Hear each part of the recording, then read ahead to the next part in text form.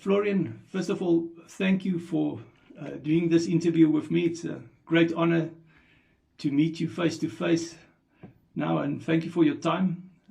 Welcome to Carnivore Way interview, and I think people will learn a lot from you, from your experience, and yeah, so thank you so much. I appreciate it.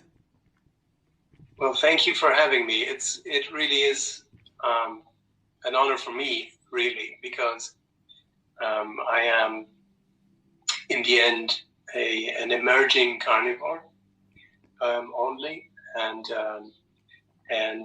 of course my experiences are raw and they're fresh right now, and I'm learning, and so but of course I can see that the few things that I have started to learn, that they are already beneficial to other people.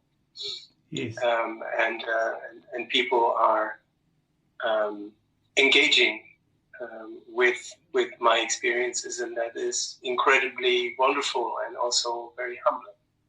Yes, it is. It is, and to share is such a privilege. It's a privilege to share, definitely. Yes. Yes. Yes. Yes. Absolutely. Wonderful. So, tell me a little bit about yourself. Well, I'm 46 years old. I'm a family man. I have 2 boys. I have a lovely wife. I live in Germany. I have a dog who is an important part of the family. I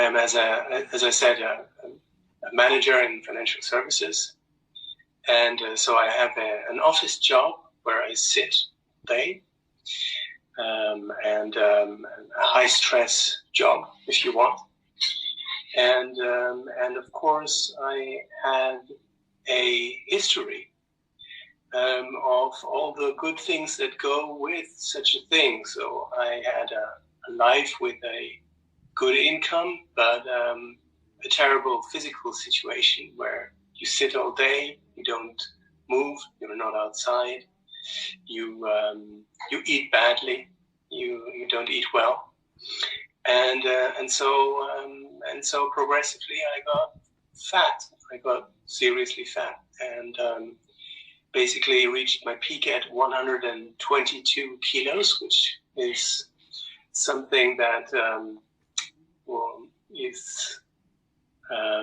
that was too much. And in December 2018, I discovered, after maybe 5 years of struggling with all kinds of diets, I discovered the ketogenic diet, and that kind of clicked with me, because it really reminded me much more of the nutrition advice that my grandmother would give me, apart from maybe the potato thing.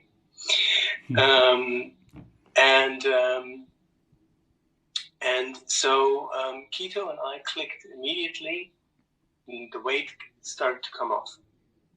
And that was an absolute revelation. And very quickly I started to feel very much better. And I was in a very bad physical shape. I could barely walk. I mean, I could walk, but I could not enjoyably go for a walk in nature. If it was too hot, then I would have chafing legs, and the knees would hurt, and all that stupid stuff. And I did think, and in your mid-40s, that is just not normal. And I was at a point where I thought, I'm going to get to retirement, and I'm going to be at the end of my road if I get to retirement. And so something needed to be done, but keto did it. And very quickly, I felt 10 years younger. And at some stage, I had lost a lot of weight. I developed belly cramps, and they were strange my doctor said, well, yes, you have a virus. This is normal. And that was maybe in January of this year, to 2020.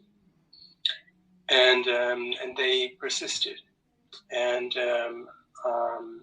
after a while, my doctor got worried, and I was sent to do an MRI. And then it was discovered that I did have a cancer of unknown origin. So we don't know what kind of a cancer that is, in the belly cavity. So outside of the intestine, it's not intestinal cancer. It sits on top of it. Okay. It's all over. You can't operate. I'm not a candidate for a surgery. And of course, it pushes the intestine in a way that that it's a problem for me to digest plant fiber. And I used to love my ketogenic diet with my salad and my vegetables and of course my fatty meats, and I enjoyed that thoroughly. But the plant fiber was giving me those belly cramps with the obstruction caused by the cancer. And so the doctor in the hospital said, to my surprise, just don't eat any plant food. And I had no clue. I was not like you, Kobus. I had no clue yet that being a carnivore was possible. So that was in April. That's not long ago. So we're talking 2 months ago. And that was in April 2020. And then I had to scramble to see, how do I do this? Can I even do this? And of course, I quickly discovered, yes, you can. You can live on a purely carnivore diet. And of course, I discovered that it's probably also not such a bad idea if you have cancer to live on a purely carnivore diet. But that was a complete coincidence. And if I had any other type of cancer that wouldn't have caused this obstruction in the intestinal tract, then my doctors wouldn't have said that, and I would maybe not at all discovered that. Yeah. So this is my road so far.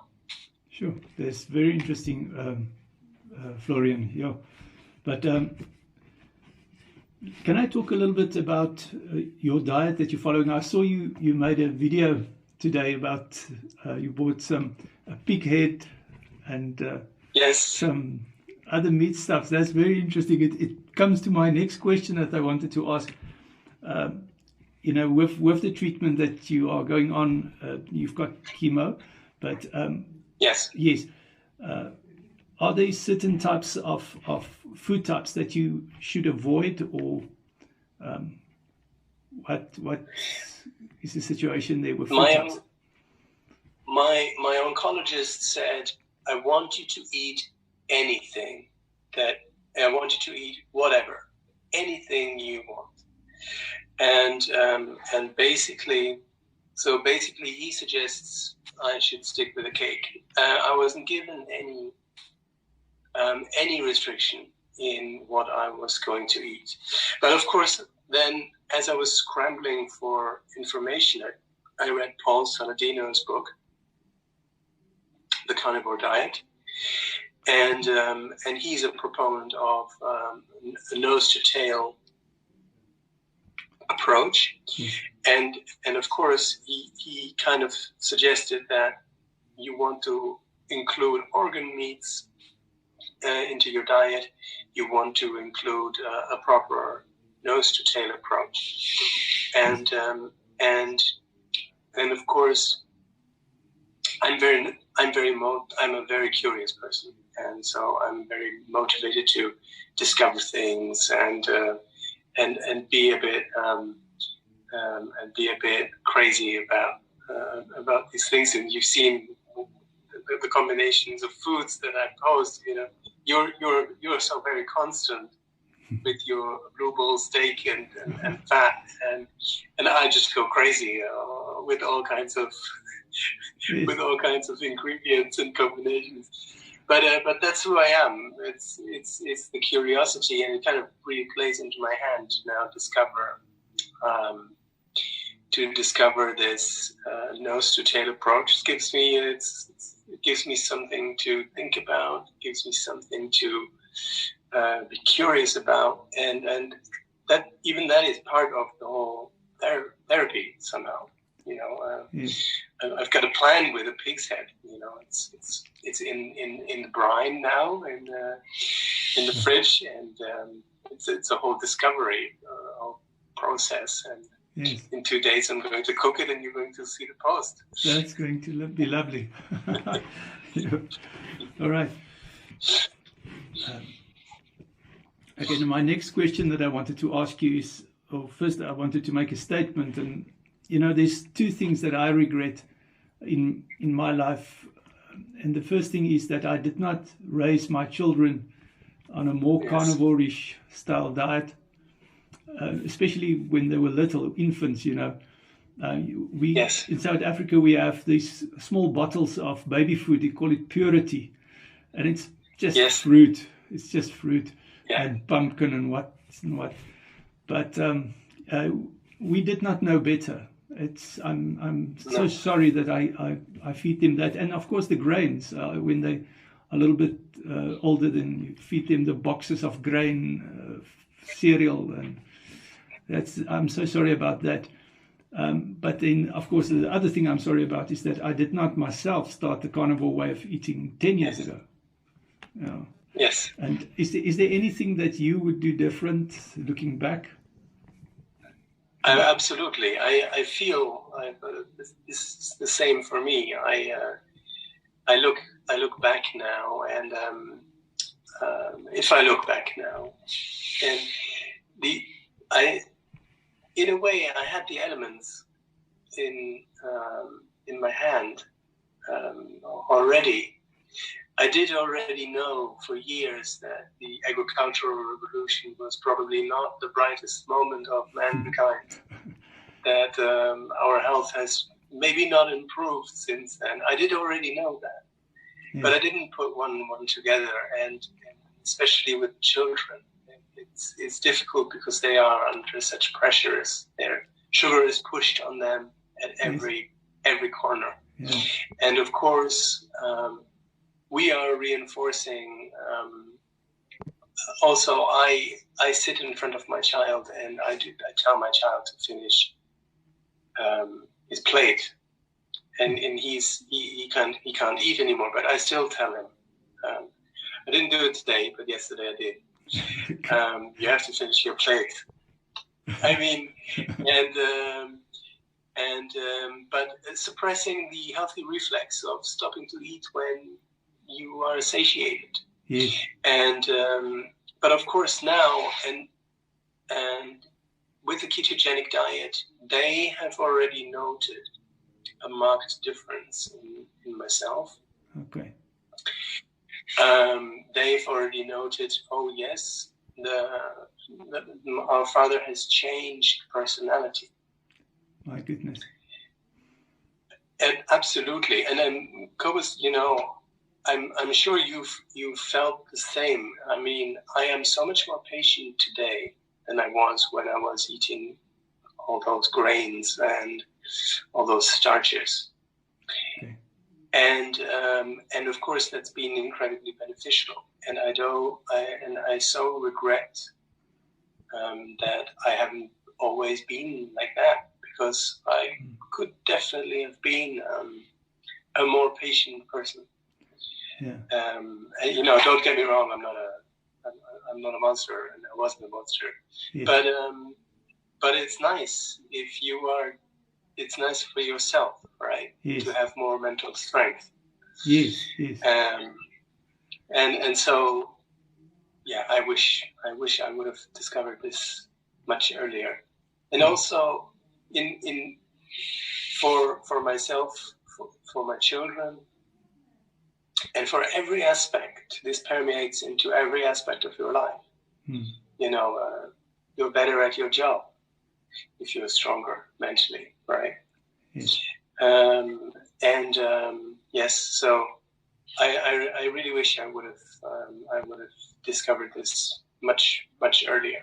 And I am convinced that I would not today have cancer if I would have discovered this earlier. Yeah. But that's not maybe a regret, but it's of course I think it's probably a simple fact to accept. Yes, and that's very interesting. Now, my next question actually goes like this. You come over as very wise on your videos, and I really enjoy your videos, and you're very open-minded. How do you take care of your spiritual and emotional and psychological needs? How important is that for you at this stage?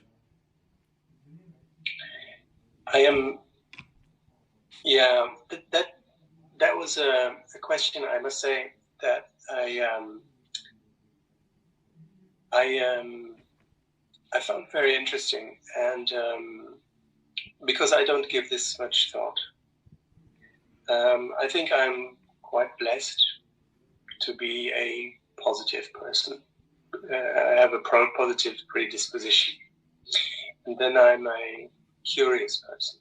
So I'm on a journey, and I'm learning, and this takes care of me in a way. On the other hand, I haven't been raised religious in a religion, so I don't have a religious bone in my body, and I'm not. But I am a thoughtful person, and most of all, I have an academic training, and I know that that we don't own truth, and that we can serve a purpose to contribute by asking questions, by trying to formulate answers, knowing that they will not be the ultimate answers, but that they are a contribution to a wider discourse and forming of an emerging truth, maybe. And this is really what I am motivated by. I'm on my little way. I'm trying out things, and I'm trying out things, and I'm giving my experience, and this is incredibly helpful. Yes. Also for me. Yes.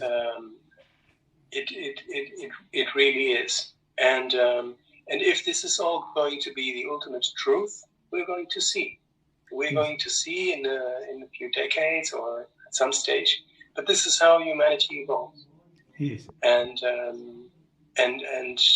yes, and I'm happy to be very, very happy to be part of it, and to have this exchange, and to in a way I am surprised how this Instagram community that I'm also discovering with the Carnivore way here is so embracing and welcoming and positive, and that is a blessing as well, and it's a seriously positive factor for me to have this exchange, the exchange with yourself, Kobus. Thank you. And the exchange with other people out there, and people have pointed me in all kinds of directions in a constructive and wonderful manner, and that totally carries me as well. Yeah. So I really want to thank you. Yeah. Everybody out there that is engaged and is continuing to engage. That's true. For these contributions, they are valuable, very valuable. Thank you for saying that, and I'm sure everybody that crossed your path appreciate you, and we really enjoy your videos, and you must never stop making them. It's very I felt a bit silly, to be honest. You feel a bit silly. I mean, you know the feeling when you're starting this, and you know, I did not, when I did the first video, I thought, this is absolutely silly. You're going down the vanity thing, you know. Who wants to hear you talk there? Mm-hmm. And then I did that, and you feel very self-conscious, don't you? I mean, it's a funny thing, but then you see that people are moved, and that people are listening, and that people are actually taking something. Yes. And that is incredible, and again, humbling, really humbling. Yes. Yeah, no, definitely. It is so. Another thing is it's about a tribe, because there's a certain sense of community that once you find that tribe, it does not matter if there's 10 people in that tribe or 100 people in that tribe. It does not really matter. The number does not matter. But it's the interaction. And what is nice about this conversation that we're having now you can actually see that it's a real person on the other end, you know. Yes. And that makes it special in a way, you know. And yes. Yeah, that's. I mean, you're in Germany, I'm in South Africa, and here we're having this wonderful discussion, and it's meaningful to me, and it's wonderful, and I enjoy it, you know. So this is fantastic. Yeah. And and like I said in one of my videos, sharing is caring. And it is. Yes, and what I always say is, if you know something that helped you, and you don't share it, you're actually selfish. You know, for instance, my story, one video changed my whole life. And if the person did not make his story on a video, I would not get that, and I would not be changed, you know? Yes, absolutely. How did that go? Well, that's the one of Dr. Baker and Joe Rogan. You know, that interview, and then Jordan Peterson. But I mean, still, if they didn't do that interview, then I wouldn't somehow learn, and then I investigated further, and so, but I'm so grateful for my own story. We all have our own story. Like I said, that's all I have. I only have my story, and that's all I can tell you. You know, that's all that I have, and we must share our story, I think. I do think so. Yes, I do think so. I do think so, and each of these stories are very meaningful in the end. Yeah, very true. Very true. Yeah. So now a very practical question: how do you deal with the side effects of chemo? Yes. So I've come across these studies that chemotherapy can be helped, or side effects can be helped a little bit by fasting during the chemotherapy, to do a short fast. Okay. And of course, I don't know if that is true. There are no studies for my type of cancer. And I've done it twice. So my chemotherapy regime consists of being hooked up for over 50 hours to a drip. So you are in hospital from typically Monday morning till Wednesday evening. And so I would start fasting on the Sunday evening and continue till Thursday morning. And now I've done this for the first 2 sessions, and that went very well during these sessions. And but of course I can't compare really. And as chemotherapy goes, it attacks those fast-growing cells in your body. Some of them are the cancer cells you want to attack. Yes. And some of them are just your gut lining and it sweeps you off your feet. And this is what happened to me after the second session. Yes. Where for 3 days I could really hardly get out of bed and had to have my son support me to go to the bathroom. Sure. And that was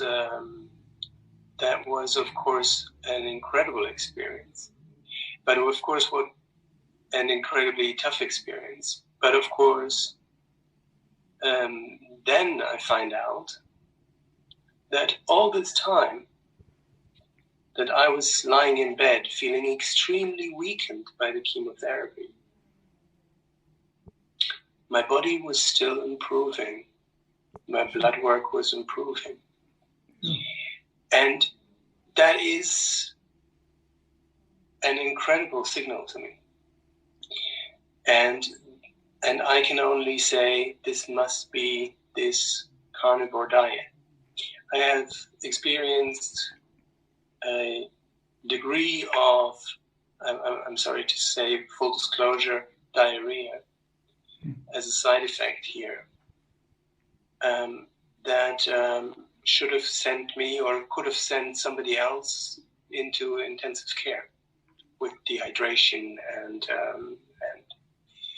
and yes, I had trouble getting to the bathroom, but I was at home and I was still improving.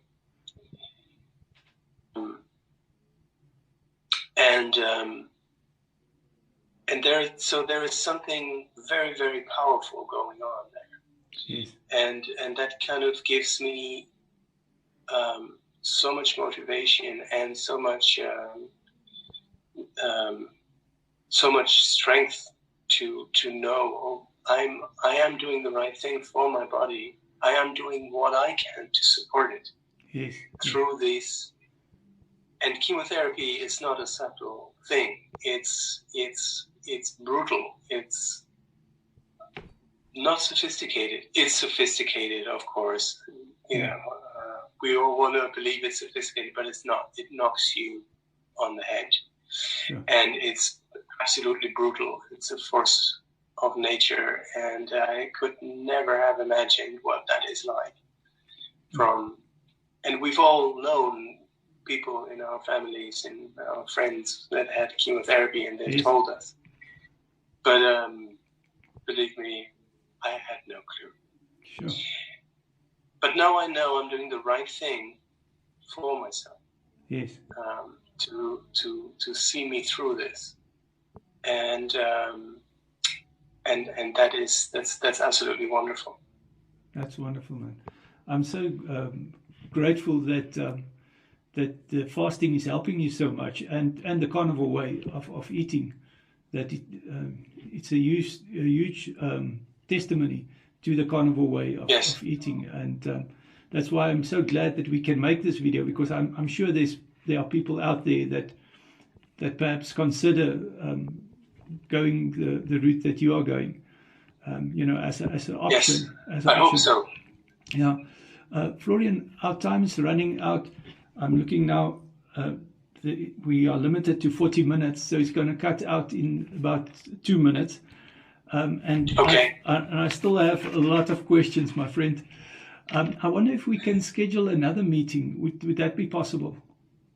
Of course. Of course. We can continue this. Okay, I'll communicate with you, and then we can set up a time and a date that is suitable for you. But I want to thank you. I really enjoyed this conversation so far. It's so inspiring. And please continue. Thank you. Yeah, and please continue making your videos and your posts, and never stop, my friend. Never stop. And I will not. Yes. And I have to tell you the same.